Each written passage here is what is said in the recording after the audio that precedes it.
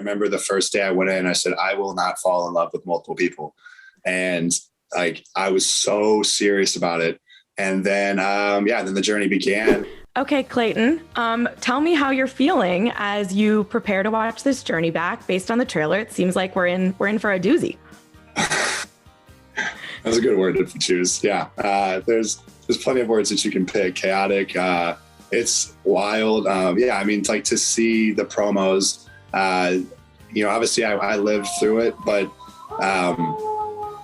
I'm ready to watch it back. There's certain things that I wasn't there 24/7 around all the women. So I'm going to see things for the first time myself.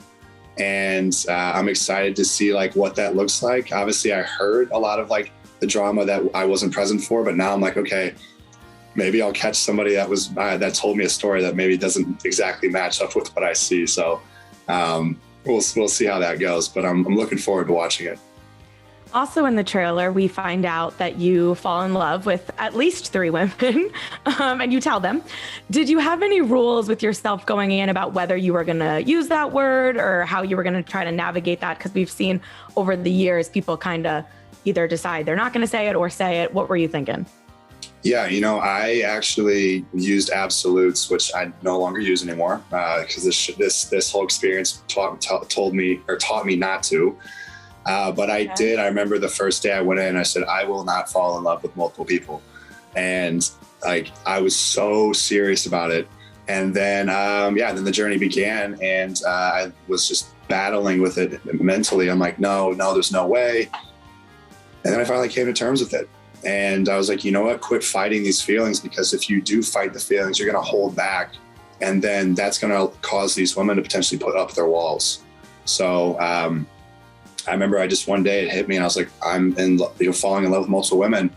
And I kind of started laughing in disbelief. I don't know if it was I think it was a nervous laugh. But you know what? I realized I'm like, you can't fight these feelings. You have to allow them to come out. What can you tell me about the decision to announce to your finalists that you were intimate with 2 of them at a rose ceremony? The thing is like obviously you guys see the promo. I mean, the what was shown, it's like, it was upsetting for the women to hear it. And rightfully so. I understand that. My big thing is I'm someone who's very transparent. And I know that there's questions of, why did he say this?